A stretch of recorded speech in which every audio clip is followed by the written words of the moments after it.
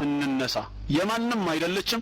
ይሄ ሀገር የኛ ነው። የስያሜው ጉዳይ ኢንሻአላህ ስተት ከሆነና መስተካከል ካለበት ሌላ ጊዜ ሊስተካከል ይችላል። ምድሪቷ ግን የኛ እንጂ የሌላ የማንም አይደለም። ካፊሮች ሃይማኖታዊ ብቻ አይደለም። ሙስሊሞቹ ያቀረባችሁ ጥያቄ በጣም ደስ ይለናል። በአክብሮት ተቀበለነዋል፣ ግን ውድቅ አድርገነዋል። ውድቅ ያደረግነው ለምንድን ነው መሰላችሁ? እንደተጠረጠርነው ነው። ይሄ ጨረባ ምክክር ከሰላም ይልቅ መከፋፈልን፣ ጦርነትን ልጋብዝ የሚችል አደገኛ አካሄድ ነው። ሰንስ የማይሰጥ ነገር ነው የተሰበሰበው። ምንድን ነው አሁን ይባችሁ? አንደኛ እናንተ እንግዶች ናችሁ። እዚህ ብትወለዱም መጣችኋል፣ በስርዓት ትኖራላችሁ፣ እንደ ዜጋም ትኖራላችሁ፣ መብታችሁ ተከብሮ ይኖራል። ሀገር መቀየር ግን አይቻልም። ያው ስልጤነት ማለት ሙስሊምነት ጋር የማይነጣጠል የስልጤነት ማንነት የስልጤነት ታሪክ ከዑለማና ከዲን ጋር የተያያዘና ይህ ሁሉ የሚደረገው ከሌላው ማህበረሰብ በተለየ መልኩ ለየት ያለ የያዘው ምንድነው? እንደዛስ ከሆነ ምንድነው ይገባዋል ብላችሁ እስከዛሬ ድረስ ትልቅ የሚባል መስጂድ ትልቅ የሚባል መድረሳ የሰራችሁት ነገር ምን አለ? ወደ ስዊድን ያቀኑ 20 የእግር ኳስ ቡድን አባላት ጠፉ ተባለ። አልጠፉም፣ ከሲኦል አመለጡ ነው መባል ያለበት። ይሄን የሰቀቀን ኑሮ ስያሜዎች ከኢትዮጵያ ኦርቶዶክስ ተዋሕዶ ቤተክርስቲያን ትውፊት ጋር የተገናኙ ስለሆኑ ሊቀየሩ ይገባል። ሌላኛው አጀንዳ ሰላም ለእናንተ ይሁን። እንደምን አላችሁ? እንደምን ቆያችሁ? ውድ የክብረ ተዋሕዶ ሚዲያ ቤተሰቦች በያላችሁበት ሰላም እግዚአብሔር ከሁላችሁ ጋር ይሁን፣ አሜን። የአምላካችን ስሙ የተመሰገነ ይሁን። በዛሬው ቪዲዮ እንግዲህ ለየት ያሉ አዳዲስ ነገሮች ይዤላችሁ መጥቻለሁ። መጀመሪያ የምንመለከተው ትልቅ ለውጥ ያመጣል ብለን ብዙ ኢትዮጵያኖች ተስፋ ያደረግንበት የምክክር ኮሚሽኑ እየቆየ ብዙ ነገሮች እያሰማን ይገኛል። ከተያዙ አጀንዳዎች መካከል ብዙዎችን እያስቆጡ ያሉት አጀንዳዎች ተሰምቷል። በተለይ ደግሞ የውሃብዮች መፈንጫና የውሃብዮችን አጀንዳ አስፈጻሚ ነው የሚሉ ድምጾች እየተሰሙ ይገኛሉ። ይህንን የምንመለከት ይሆናል። እንዲሁም ደግሞ ከዚሁ ጋር ተያይዞ የምክክር ኮሚሽኑ ያነሳቸው የማይቀየሩ ነገሮች በማስነሳት ጠበቃ አያሌው አሁንም ዛሬም ይሞግታልኝ። እሱን የምንመለከት ይሆናል። እንግዲህ እስከ መርሃ ግብሩ ፍጻሜ ድረስ አብራችሁን ቆዩ። ቪዲዮውን ላይክ ማድረግ እንጀምር። ሰብስክራይብ ለምንድን ነው የማታደርጉት? አሁን ማሩ። መልካም እንግዲህ እስቲ ከሁሉ አስቀድሞ እነዚህን ቪዲዮዎች እንመለከታቸውና እያንዳንዱን ሂደት እንመለከታለን። እስኪ በቅድሚያ እነዚህን ቪዲዮዎች እናያቸው። 5 ጊዜ ዝም በል። 1 ከመከራከር ዝም በል። እውነትን ለማስረዳት መጮህ ነፍስህን ያደክማታል። 2 ከመመካት ዝም በል። ስራን ሰዎች እንዲያውቁልህ መጓጓቱን ተው። 3 ከመመኘት ዝም በል። በሌለ ነገር ከመቅበዝበዝ ይልቅ ባለ ነገር አመስግነህ ጠብቅ። 4 ከማማረር ዝም በል። የጎደለህን በመቁጠር እድልህን አትርገም። 5 ከሰዎች ጫጫታ ዝም በል። በቀን ውስጥ የተወሰነ ሰዓት ከራስና ከፈጣሪ ጋር ብቻ ይኖር። ፈጣሪ ዝምታን አልብሰኝ በለው። ወደ ስዊድን ያቀኑ 20 የእግር ኳስ ቡድን አባላት ጠፉ ተባለ። አልጠፉም፣ ከሲኦል አመለጡ ነው መባል ያለበት። ይህን የሰቀቀን ኑሮና የቆሸሸ ፖለቲካ ለእናንተ ትተው እነሱ ነፃ ወጥተዋል። ገና በ14 ዓመታቸው በሀገር ምን ያክል ተስፋ እንደቆረጡ በቂ ማሳያ ነው። አብይ አህመድ ይሄ ይገባሃል፣ ዜጋ መጥፋትን እንደ ነፃነት ቆጥሮታል። ማንም ይህንን እድል አግኝቶ አይመለስም። ደግሞም እውነታው የጠፉት እነሱ አይደሉም፣ እዚህ የቀረነው እኛ ነን የጠፋ ነው። ለመሆኑ እናንተ ብትሆኑ ትመለሱ ነበር? ሐሳባችሁን ኮሜንት ላይ አስቀምጡልኝ። ብሔራዊ ቡድኑን ወይም ሀገሪቱን ወክለው ለእግር ኳስ በሚል የእግር ኳስን ተሳትፏቸውን ተጠቅመው በሀገር እንግዲህ ኮብልለዋል ማለት ነው። እነዚህ አንድ የሀገር ብሔራዊ ቡድን ማለት ነው። እነዚህ የምትመለከቷቸው ወጣቶች እንግዲህ ይህ ምንን ያመለክታል? የእናንተ ሀሳብ አስተያየት ምንድን ነው? በኮሜንት ላይ እንወያይበት በዚህ ጉዳይ ላይ። ነገር ግን እንዳለ ሆኖ እንግዲህ እንዲያሉ ሰዎች ያው ከሀገር የመውጣት ጉጉት የነበራቸው ሰዎች ናቸው የሚሉ እሳቤዎች አሉ። ይህን እንጠቀሙበት። ያው ታዳጊዎች ናቸው፣ ሰርቶ የመለወጥን ሀሳብ ያላቸው በመሆናቸው ያገኙትን እድል ተጠቀሙበት የሚሉ ምልከታዎች አሉ። የእናንተ ምልከታ ሀሳብ አስተያየታችሁ ምንድን ነው? በኮሜንት ላይ ምን ተሰማችሁ? በእውነት ይሄን ሁሉ ሰው እንደዚህ ሆኖ ከሀገር ሲወጣ ምን ይሰማችኋል? አንድ ብሔራዊ ቡድን የሚለውን እስቡት እንግዲህ እስከ ሙሉ ተጫዋቾች ማለት ነው። ምን ተሰማችሁ? እስቲ ወደ ምክክር ኮሚሽኑ እንመለስ። ምክክር ኮሚሽኑ እንግዲህ እጅግ በጣም ሀገራዊ ተስፋ የጣለበት አሁን ላይ የሀገሪቱን ደም መፋሰስ ጦርነቶችን ያስቆማል፣ ሰላም ያመጣል ተብሎ በብዙ ኢትዮጵያን ዘንድ ተስፋ የተጣለበት ይህ ምክክር ኮሚሽን ብዙ አደጋዎች የተሰማበት እንዲሁም ወደ ጥላቻና ጦርነት ቀስቃሽ የሚመስል ሀሳቦችን እያቀረበ ይገኛል። በተለይ ደግሞ የውሃብይ ተጽዕኖ የበዛበትና የእነርሱን አጀንዳ ብቻ የሚያራግብ ነው የሚሉ ድምጾች እየተሰሙ ይገኛሉ። እስኪ እነዚህ ቪዲዮዎች እንመለከታቸው፣ ሀሳባችሁን አጋሩ። አጀንዳ የምክክር አጀንዳ ላይ ካሌንደር ይቀየር የሚል ነገር ሰማሁ መሰለኝ በጆሮዬ እና ምክክሩ በጣም ጥሩ ነው፣ ደስ ይላል። እኔም በጣም የማምንበትና ሁሉም ህዝብ የሚጠብቀው ነው። ምክክር በጣም ቆንጆ ነው፣ ጥሩ ነው፣ ለሀገርም ይበጃል። የኢትዮጵያን ካሌንደር ወይም ደግሞ የኢትዮጵያ የግዕዝ ቁጥሮቿ ካሌንደሩ አቆጣጠሩ ከዓለም ልዩ ያደረጋት አንዱ መገለጫዋ ነው። ሃይማኖታዊ ብቻ አይደለም። ሙስሊሞቹ ያቀረባችሁ ጥያቄ በጣም ደስ ይለናል። በአክብሮት ተቀብለነዋል፣ ግን ውድቅ አድርገነዋል። ውድቅ ያደረግነው ለምንድን ነው መሰላችሁ? ህዝቡ ውድቅ የሚያደርግባችሁ አንደኛ እናንተ እንግዶች ናችሁ። እዚህ ብትወለዱም መጥታችኋል፣ በስርዓት ትኖራላችሁ፣ እንደ ዜጋም ትኖራላችሁ፣ መብታችሁ ተከብሮ ይኖራል። ሀገር መቀየር ግን አይቻልም። ሀገር መቀየር ስለሆነ ማለት ነው ካሌንደር መቀየር። አረብ ሀገር ሳውዲ አረቢያ ተሄዶ ቁርአን ይቅር እንደማለት ነው። ካላንደር ይቀር ካላንደር ይቀር እየተባለ ነው። ጎርጎሪያን ይኖርላችሁ። ጎርጎሪያንም እኮ ቢፎር ክራይስት አፍተር ክራይስት አለ። ጎርጎሪያን ሂጅራ አይደለም እንዴ? መጀመሪያ እስቲ ይሄንን ድሃ ህዝብ ጠግቦ በልቶ ይደል ብላችሁ ሐሳብ አቅርቡ። እዛ ቦታ ላይ ሐሳብ ለዚህ ድሃ ህዝብ ምን አይነት መፍትሄ ብንፈጥር ነው ይህንን ህዝብ ከድህነት ልናወጣው የምንችለው የሚለው ሐሳብ አይቀርም ካላንደር ከመቀየር። ወይ እግዚአብሔር፣ የዚህ ትውልድ አካል ሆንኩ እኔ። ካላንደር ይቀየር ያለ ትውልድ አካል መሆኔ ትንሽ ህመም ይሰማል። ቢገባችሁ እኮ ነፃነት፣ ኢትዮጵያዊነት መለያችን እኮ ነው። ካላንደራችን መለያችን ነው። እኛ 2018 ላይ ነን፣ ነጮቹ 2026 ላይ ናቸው። ልዩነታችን ነው ካላንደራችን።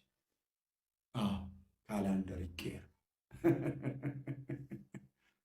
በነፃ ምድር ላይ ባርነትን መናፈቅ ይሄ። ወደ ጨረባ ምክክር ዜና እናልፋለን። የኦሮሞ ተወካዮች ጎጃምን፣ የአማራ ተወካዮች ወለጋን የይገባኛል ጥያቄ አቀረቡ። በሀገራዊ ምክክሩ ላይ እንደጠረጠርነው ነው። ይሄ ጨረባ ምክክር ከሰላም ይልቅ መከፋፈልን፣ ጦርነትን ሊጋብዝ የሚችል አደገኛ አካሄድ ነው። ሰንስ የማይሰጥ ነገር ነው የተሰበሰበው። ምንድን ነው አሁን እያለ ያለው? ኦሮሞ ጎጃምን ጠየቀ። ምን ሊያደርግ ነው ኦሮሞ ጎጃምን ጠይቀው? ይሄ የኦሮሞ ህዝብ ጥያቄ ሆነ ያውቃል? የኦሮሞ ኤሊትም ጥያቄ ሆነ ያውቃል ወይ? ዝም ብሎ ቲክቶክ ላይ ጎጃም ይልማና ደንሳ ምናምን የሚለው ኦሮሞ ነው ምናምን ከሚለው ውጪ ሪሊ የፖለቲካ ዲቤት ሆኖ አከራካሪ ሆኖ ያውቃል ወይ? ኢትዮጵያ ውስጥ እነዚህ ጸብጫሪዎች ናቸው። ይህንን አሁን ምክክር ብሎ መስናሪያ ጎትቶ ይዞ የመጣው ወለጋን አማራ የኔ ነው ብሎ ያውቃል? እዛ ያሉ የአማራ ልጆች ፋኖ አደራጅቶ ምናምን የታኮሱ ያሉበት ነገር አለ። በእርግጥ ግን መች ነው የአማራ ነው የሚል ጥያቄ ወለጋን አንስቶ የሚያውቀው?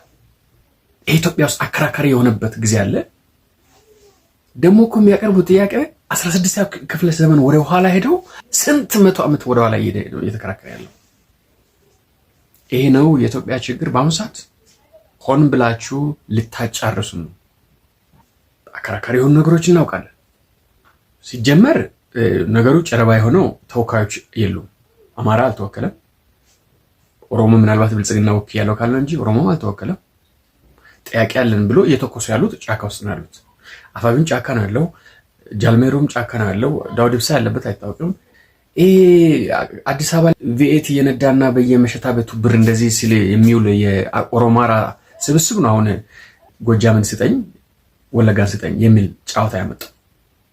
ማንም ያልጠየቀውን ቆስቆሶ ህዝብን ወደ እልቀት ለመምራት ማለት ነው። እና ምክክር እንደዚህ ያለ ምክክር ሲሪየስ የሆነ አጀንዳ ተይዞ በዛ አጀንዳ ዙሪያ ማንዴቱ ካለህ ነው፣ ያውም ካለህ ትወያያለህ። የሚፈታ ነገር ካለ ይፈታል። እና የሰፈር ሰው ሰብስበህ አምጥተህ ወለጋ የኔ ነው ጎጃም የኔ ነው የሚል ፕሮፌሰር መስፍን እግዚአብሔር የስራዬን ይሰጣል። ለምንም አለም። ፕሮፌሰር መስፍን አርአያ እጅግ በጣም ድንቅ ኢትዮጵያዊ ናቸው። በጣም የብዙ ዓመት የፖለቲካ ልምድ ያላቸው አቅም ያላቸው፣ በተለይ በዚህ በምክክር ኮሚሽኑ ላይ እሳቸው በመሪነት እያስተናገዱት የሚገኙ ወይም ደግሞ ይህን የምክክር ኮሚሽንን በዋና መሪነት እየመሩት የሚገኙ እሳቸው ናቸው። ብዙ ኢትዮጵያን በእሳቸው ምንም ቅሬታ የለበትም፣ ጥሩ ይሰራሉ ብለን ተስፋ አድርገናለኝ። ያደረግነው ተስፋ ግን አሁን የሚታየው ነገር ደስ የማይል ሆኗል ማለት ነው እና መስፍን አርአያ ላይ እጅግ በጣም አሁንም ተስፋችን ፈጽሞ አለቅም ማለት ነው። ተስፋ ፈጽሞ አልቆረጥንባቸው፣ ምክንያቱም እንደሚያስተካክሉት ተስፋ በማድረግ ማለት ነው። ነገር ግን እየተሰሙ ያሉ ነገሮች እጅግ በጣም የሚያስተዛዝቡና ለምክክር ኮሚሽኑ የማይመጥኑ አጀንዳዎች እየተሰሙ ይገኛሉ። በተለይ ደግሞ በእስልምናው ይሄ የውሃቢ ጠባጫሪ የሆነው ቡድን እያቀረባቸው ያለው አጀንዳ የሚባሉት ነገሮች እጅግ በጣም አስደንጋጭና ሊሆን የማይችሉ ነገሮችን እያሰማ ይገኛል። ይህንን ደግሞ ተቀባይነት ይኖረዋል ወይ?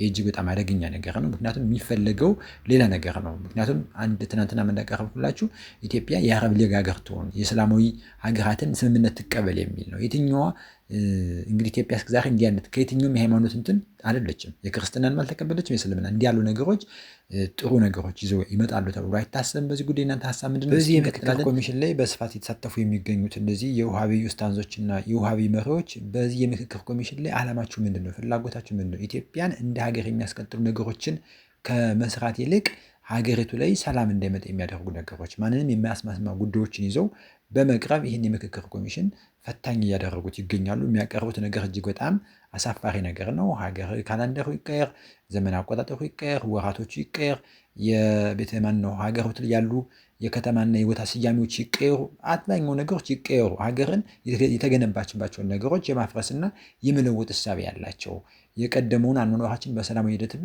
የማይቀበልና ፍጹም ኢሞራላዊ ያሉ ነገሮችን እያነሱ ይገኛሉ። እስኪ ጥያቄዎቻቸው ምንድን ነው? በተለይ የካላንደርና የወራት አቆጣጠር ስያሜዎችን የቦታዎች ይቀየሩ የሚሏቸውን ጉዳዮች እንመለከታለን። እንዲሁም ደግሞ ጠበቃ አያሌው ቢታ የሚያነሳቸው ሀሳቦች አሉ። በዚህ ጉዳይ ጠንከር ያሉ ነገሮችን እያቀረበ ይገኛል ወንድማችን ጠበቃ አያሌው። እሱን የምንሰማው ይሆናል። እንነሳ። የማንም አይደለችም። ይሄ ሀገር የኛ ነው። የስያሜው ጉዳይ ኢንሻአላህ ስተት ከሆነና መስተካከል ካለበት ሌላ ጊዜ ሊስተካከል ይችላል። ምድሪቷ ግን የኛ እንጂ የሌላ የማንም አይደለም። ካፊሮች ሆናለች፣ አሳልፎ ሰጥቷል ማለት ነው። ለምን? ማን የሰጣቸው ለነሱ? የታሪክ ምስክር የላቸው ወይ የሃይማኖት ምስክር የላቸው ወይ ደግሞ ሌላ ምን? በሞራል እንኳን የነሱ እንዲሆን አንፈቅድላቸውም። በሞራል እንኳን ሞራል እንዲኖራቸው እንኳን ሊገባቸው አይችልም። የኛ ነው ሀገሪቱ። እንግዲህ ሰሞኑን ኡስታዝ አህመድን ጀበል የተናገረውን ሰምታችኋል፣ ወይም ደግሞ ፌስቡክ ላይ የጻፈውን አይታችኋል። ክርስቲያኖች ሲመጡ ተቀበልናቸው ነበር ያለው። ነገር ግን ይሄ ሐሳብ የሱ ብቻ ሳይሆን የሁሉም አክራሪ ኡስታዞቻቸው ሐሳብ ነው። ነገራችን ላይ የኢትዮጵያ ኦርቶዶክስ ተዋሕዶ ቤተክርስቲያን ከውጭ ተሰዳ ስትመጣኛ ኢትዮጵያውያን ተቀበልናት ያለው ኡስታዝ አህመድን ጀበል የሱ ብቻ ሳይሆን ይሄ ሐሳብ የሁሉም ኡስታዞቻቸው ሐሳብ ነው። ምክንያቱም የሰማችሁት ኡስታዝ አቡ ሃይደሪ ወይም ደግሞ ሳዲቅ ይባላል። እሱ የተናገረው ከ20 እና ከ30 ዓመት በፊት ድምጻችን ይሰማ በሚባለው ፕሮጀክታቸው ላይ እሱ በዙም ሚቲንግ የተናገረው ንግግር ነው። ሌሎችም በርካታ ንግግሮች አሉ። የምትፈልጉ ካላችሁ ኢንቦክስ ልክላችኋለሁ፣ ልታወሩ ትችላላችሁ።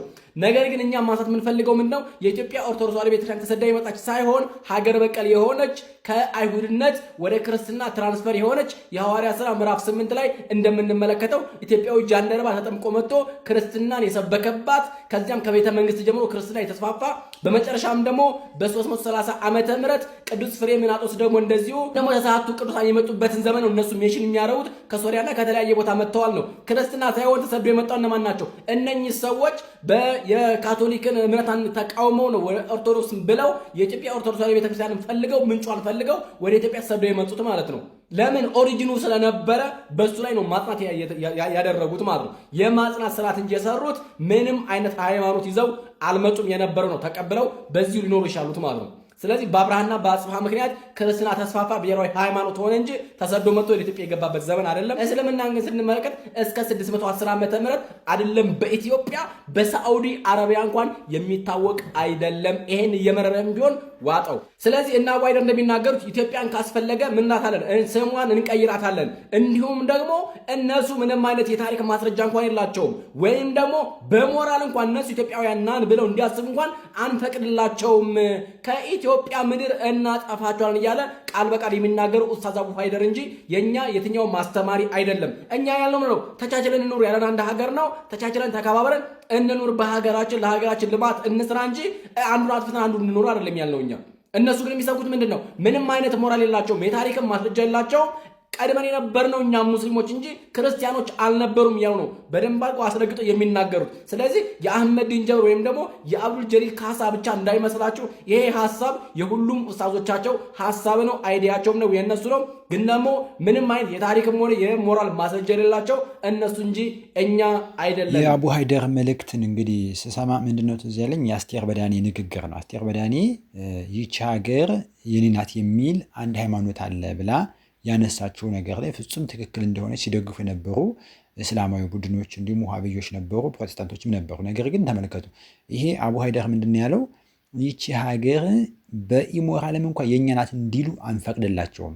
እነማን? ኦርቶዶክሳውያን ኢትዮጵያ የኛ ናት ደግሞ ኢትዮጵያን መስርተናል ኢትዮጵያዊንን እንዲሉ በሞራል እንኳን አንፈቅድላቸውም። አይደለም በማስረጃ በሃይማኖትም በታሪክ ማስረጃ ቢኖራቸውም እንኳን ይሄን አይደለም በሞራላቸው እንኳን እንዲህ ብለው እንዲናገሩ አንፈቅድ ብሎ የሚናገር እጅግ በጣም አደገኛ መርዛማ ንግግር ነው። ይህን አይነት ንግግሮች እንግዲህ እጅግ በጣም ፍጹም ሰላማዊ የሆነ ሂደቱን የሚያመጣ አይነት አይደለም። ምክንያቱም ይህ ታሪክ ሽሚያ የሚያስፈልገው በጣም ዝም ብሎ አይናችሁን ጨፍኛችሁ ላሞኛችሁ ካልሆነ በቀር ይህ ምንም አይነት እንደው ዝም ብሎ ጭርስ ይላል ወድም ካልሆነ በቀር እንዲህ ያሉ ነገሮች ለማንም የሚበጁ አይደለም። በተለይ የሃይማኖት መምህራን የምትሉ ሰዎች ኡስታዝ ነን የምትሉ ሰዎች እባካችሁ አደብ ግዙ። በልቦናችሁ በአእምሯችሁ ምንም የማይጠቅም ነገሮችን እያመጣችሁ ህዝቡን ሰላም ከመንሳትና አላስፈላጊ ነገር ላይ ምንም እንደማይፈጠር እናውቃለን። ነገር ግን በእንዲህ አይነት ሂደት ውስጥ ምንም ማምጣት እንደማትችሉ እያወቃችሁ አላስፈላጊ ሽኩቻዎችን መፍጠርና ሰውን እንዲቃቃርና ለጎረጥ እንዲታይ መደረጉ ተገቢ አይደለም። ወደ ልቦናችሁ ተመለሱ። ይሄ እጅግ ትክክለኛ አካሄድ አይደለም። በወንጀልም የሚያስጠይቅ ነገር ስለሆነ ማለት ነው። እንዲህ ነገሮችን ማድረግ ትክክል አይደለም። እስቲ ወደ ምክክር ኮሚሽኑ ስንመለከት ወራቶችን፣ አመታትን የዘመን መቁጠሪያ በሙሉ ይቀየር። ምክንያቱም ኦርቶዶክሳዊ ስሪት አለው። እስላማዊ የሆነ የሂጅራ አቆጣጠርን እንጠቀም የሚሉ እንግዲህ እስላማዊ ደግሞ ሀገር በቀልም አይደለም። ሂጅራ የሚቆጠሩ በጣም ምንም የለም ማለት ይቻላል።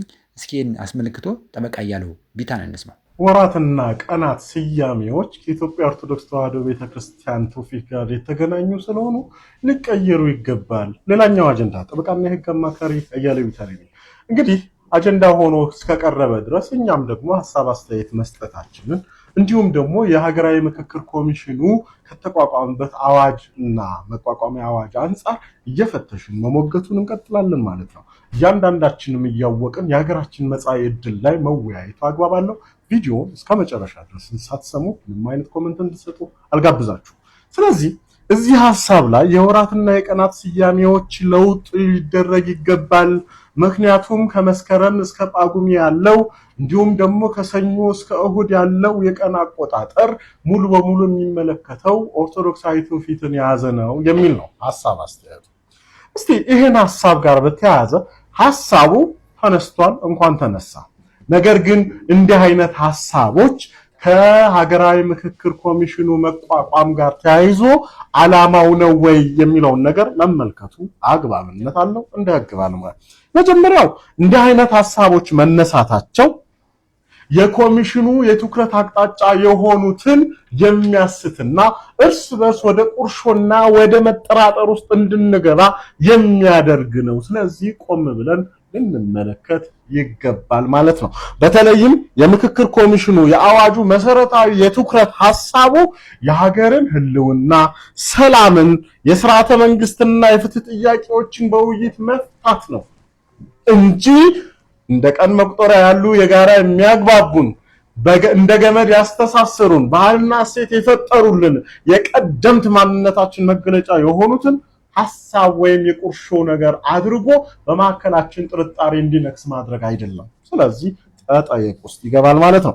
ሌላኛው ብሔራዊ መግባባትን የሚሸረሽር አካሄድ ነው። እንዲህ አይነት ነገሮች ይህ ሐሳብ ሲመጣ ኦኬ there is someone ከዚህ ጀርባ ያለ ሀገራዊ ብሔራዊ መግባባትን ዓላማ ያነገበ ሳይሆን የግል ፍላጎቱን ወይም ዓላማውን ለማስፈጸም ከሰላምና አንድነት ጥያቄዎች ይልቅ ስለ ስርዓተ መንግስት ወይም ስለ ፍትህ ጥያቄ ይልቅ አንድን አካል ለማጥቃት እየተነሳ ያለ አካል አለ ብሎ መመልከትና በጥርጣሬ ጉዳዩን ማየት እንድንችል ያደርገናል፣ ይገፋናልና ስለዚህ ከምክክር ኮሚሽኑ ዓላማ ያፈነገጡ ተግባራት ላይ ጥንቃቄ ልናደርግ ይገባል ማለት ነው። አይዘው ይህንን የዘመን አቆጣጠር በምንመለከትበት ጊዜ የዘመን አቆጣጠር ላይ ገዳ የራሱ የሆነ የዘመን አቆጣጠር አለው። ፊቼ ጫምባላላ የራሱ፣ ሲዳማ የራሱ የዘመን አቆጣጠር አለው። ጋሞ፣ ወላይታ፣ ጌዲዮ፣ ሌሎቹም አፋሩም። ታዲያ የዚህ ሁሉ ኢትዮጵያዊነትን ሊያዘልቅ የሚችለው እኮ ቀደምትም የመጣው በታሪክም በየትኛው በዓለም አቀፍም የታወቀው ይህ ለምን ጥላቻ መገለጫ ሊሆንን ይገባል? ለምን አንድ የሚያስታርቀን ጉዳይ ላይ ለምን እንዳንሰራ ተደረግን? ለምን ህመም እንዲሆንና የነበረን መተማመን እንድናጣ የሚያደርጉ አጀንዳዎች እንዲወጡ ተደረገ? ስለዚህ እስቲ በዚህ ጉዳይ ላይ የተሰማችሁን ሁላችሁም የትኛውም ወገን የተሰማችሁን ሐሳብ በኮሜንት ሊንክ ላይ ጻፉ። ለብዙዎችም እንዲደርስ ኮፒ ሊንክ ሼር ፖስት አድርጉ። አመሰግናለሁ። ከልብ እናመሰግናለን ጠበቃ አያሌው ቢታ። እንግዲህ እንደሰማችሁት ይመስላል ወራትና ቀናት ስያሜያቸው ሊቀየር ይገባሉ፣ ምክንያቱም ኦርቶዶክሳዊ ስሪት ናቸው የሚል አጀንዳ በምክክር ኮሚሽኑ ላይ መቅረቡ እጅግ በጣም ያሳዝናል። ምክንያቱም ይሄ ነገር አይደለም አሁን ችግር የፈጠረብን ሰላም ያጣንበት ጦርነት በየጊዜው የሚሆንበት ጊዜ በሰሜኑ ደም መፋሰስ የታጠቁ ኃይሎች ከመንግስት ጋር የሚያደርጉት ግብግብ በዚህ የተነሳ ህዝቡ እየተማረረ ያለው መንግስት በሙሉ አቅሙ ስራ እንዳይሰራ እያየናቸው ያለናቸው ልማቶች እንኳን እንዳይቀጥሉ መደናቀፍና እንቅፋት እየሆኑ ያሉት ነገሮች የታጠቁ ኃይሎች ከመንግስት ጋር የሚያደርጉት ግብግብ ሰው በሰላም ወጥቶ አለመግባቱ እንዲህ ያሉ ጉዳዮች ሰላም የሚያመጣ ነገር እንዲሁም የኑሮ ውድነቱን የተሻለ ኢኮኖሚ የሚገነባበትን ነገር ላይ ተወያይቶ መፍትሄ ይመጣል ብለን አሰብን እንጂ እንዲህ ያሉ አጀንዳዎች ተነስተው ለውይይት ይቀርባሉ ብለን ፍጹም አላሰብንም። ይህ መሆኑ እጅግ በጣም አሳዝኖናል። ምክንያቱም እንዲህ ያሉ ቁርሾ የሚፈጥሩ ነገሮች ጭራሽ ለህብረተሰቡ እንደገና ይሰጣሉ ብለን አላሰብንም ነበር። በዚህ ጉዳይ እናንተ ሀሳብ ምንድን ነው? ሰላም ለእናንተ ይሁን። ሰላም ቆዩ።